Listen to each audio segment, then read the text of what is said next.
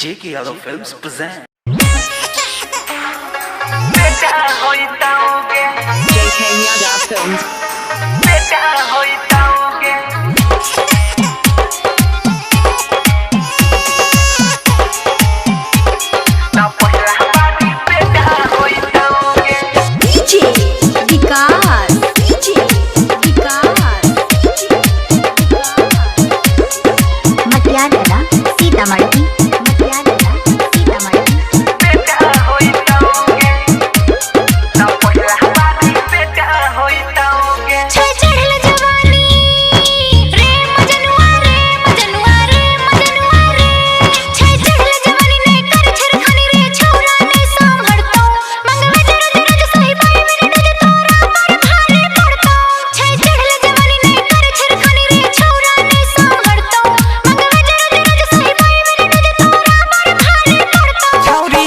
बहु जे मनतर का पहला बारी बेटा होइता गे छौरी जनतर में मारा बहु जे मनतर का पहला बारी बेटा होइता गे J.K. Yadav Films.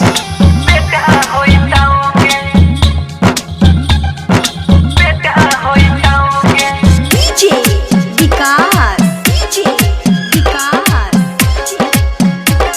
का पहला बारी बेटा होइता गे मटियाला सीतामढ़ी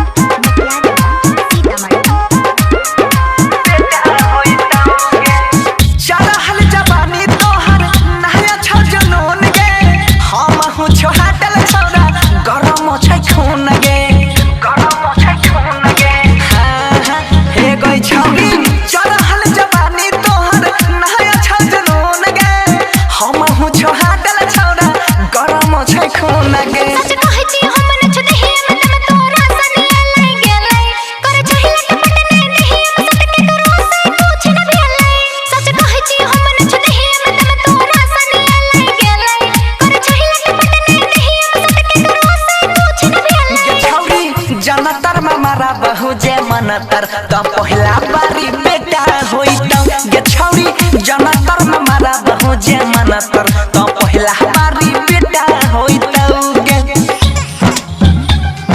बेटा होइता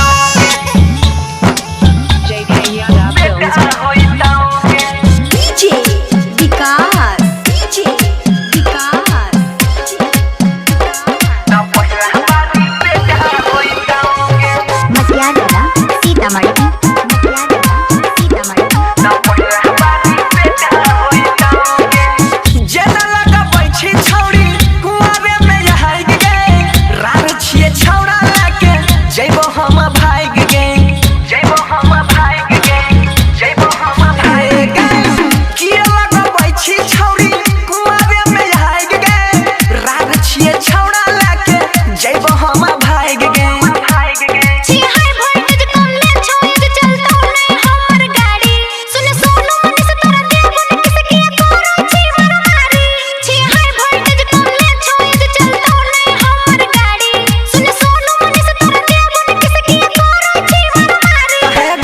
जनतर में मारा बहु जे मनतर तो पहला बारी बेटा होइता गे छौरी जनतर में मारा बहु जखन ही मनतर तो पहला बारी बेटा होइता गे सुनली J.K. Yadav Films.